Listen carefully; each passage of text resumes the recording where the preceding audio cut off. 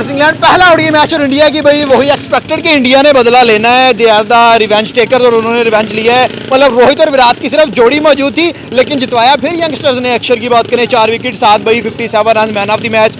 सुंदर की बहुत आउटस्टैंडिंग इनिंग, लेकिन शम्मन को हम नहीं भूले, the main man for India in first ODI match, captain leading from the front 80 run not out. 75 ball पे विराट गिरा, रोहित गिरा, लेकिन वो लड़का 100 प्लस के स्ट्राइक रेट से खेला और एक लंबी इनिंग लेके गया। रिटायर्ड ना होता तो डेफिनेटली इंग्लैंड की हिस्ट्री, इंग्लैंड के होम ग्राउंड में पहली ओडीआई इनिंग में 100 उसकी देखने में मिलती। मैम क्या कहती हैं, वही हैरी ब्रूक जो पकड़ा नहीं जा रहा था, जॉस बटलर जो 131 मार रहा था, आज पूरी साइड 109 पे 6 आउट करवा के बैठी थी। एंड वाले ना चलते तो इंग्लैंड तो आज जलील होता, अभी भी हुआ है बट मजीद हो जाता। असल में मुझे लगता है कि हैरी ब्रूक ने जो है ना वो T20 के अंदर छोटे छोटे बच्चों के साथ खेल के उनके आगे परफॉर्म करके पार्टनरशिप्स लगा के, जॉस बटलर 130 कर रहा है, हैरी ब्रूक 90 स्कोर्स कर रहा है, 100 स्कोर्स कर रहा है, मतलब वो रुकने का नाम नहीं ले रहा। बुमराह का नहीं पता था, उन लोगों को लग रहा था कि हम लोग क्रिकेट के बादशाह ही तो नहीं है कहीं, लेकिन उसके बाद फिर एंट्री होती है बुमराह की दी ऑरा और फिर सब जो है ना वो ठंडे हो जाते हैं। ये चीज़ आज हम लोगों ने जो है वो खुद इनकाउंटर किया है, इसको हमने देखा है। और यार ये पता है, मैं एक बात बताती हूँ आपको, शुभमन गिल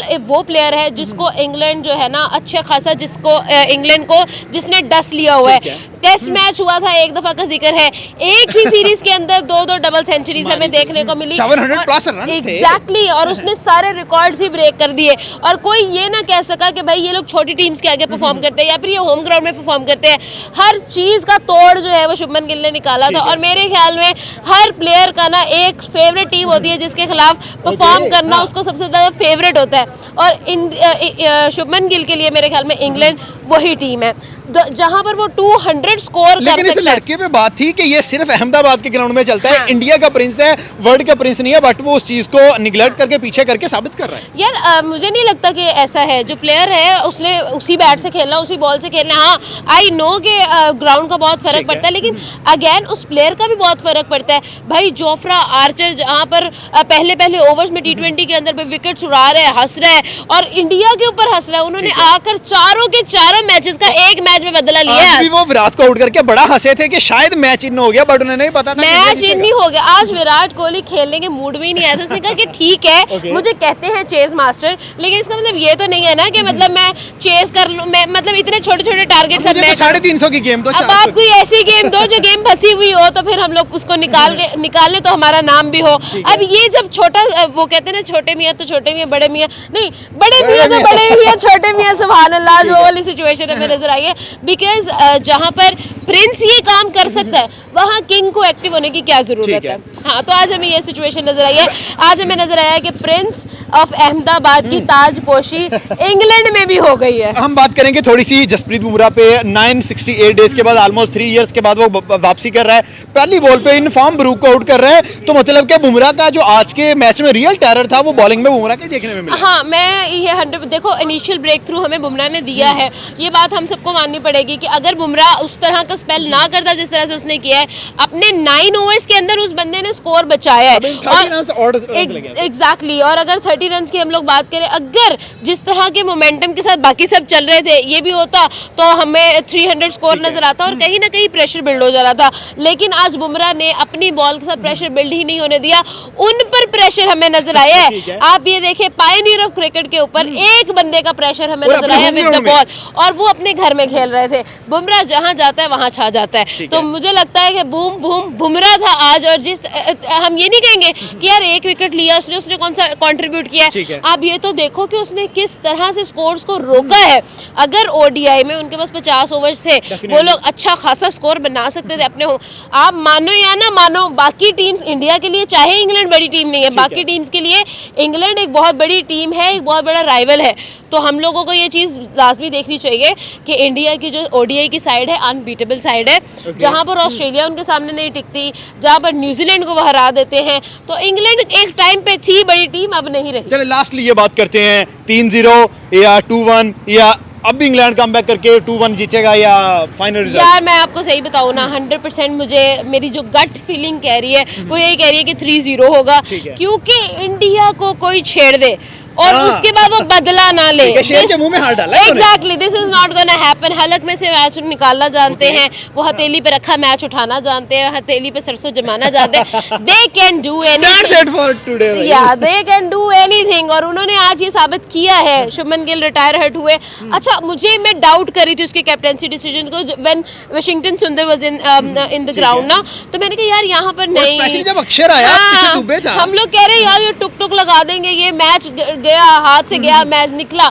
लेकिन जिस तरह से उन लोगों ने उसको कैरी किया है, मुझे लगता है अक्षर को 100% क्रेडिट देना बनता है। आज उसने with the bat and with the ball backup दिया है, और ऑलराउंडर की यही ड्यूटी है कि जब आपको बॉलिंग में बैकअप की जरूरत हो आप वहां पे परफॉर्म करो, बैटिंग में बैकअप की जरूरत हो, और आज उसने दोनों ही खाने जो है वो चित किए। सर बात हो रही है पहले ओडीआई मैच के ऊपर बहुत आउटस्टैंडिंग विन नजर आई है भाई। लग रहा था कि इंडिया जो है इनको डोमिनेट करेगा, और इंडिया करके गया। शुभमन के 80 रन, बाकी प्लेयर्स आउटस्टैंडिंग खेले हैं। क्या कहते हैं, क्रेडिट कौन लेके गया आज, और इंडिया आगे वाले मैचेस में क्या करेगा? यार आज क्रेडिट जो है शुभमन गिल लेके गया, जसप्रीत बुमराह लेके गया, अक्षर पटेल ने जिस तरह 4 विकेट लिए, जिस तरह बुमराह ने आज कहले स्कोर को रोका, जिस तरह हैरी ब्रूक की विकेट लिए, यार मेन क्रेडिट इन तीनों का बनता है। रोहित शर्मा, विराट कोहली की बैल लगती, वो खैर इतना नहीं चल पाए, लेकिन उनका बड़ों का होना ही टीम के लिए काफी है।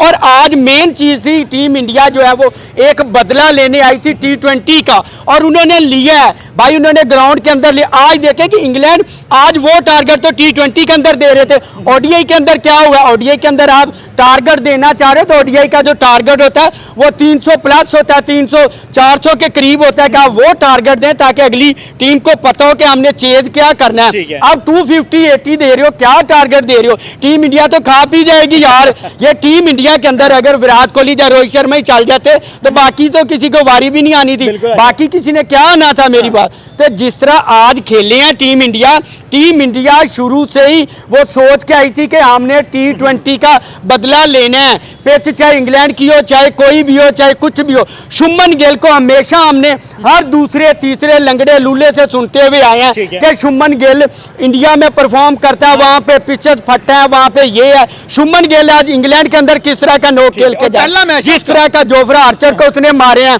कैप्टनसी के साथ थोड़ा सा प्लेयर पे डबल होता है बटन, तो यार कैप्टनसी भी उसने देखनी होती है, और उसके साथ आज उसने खेला।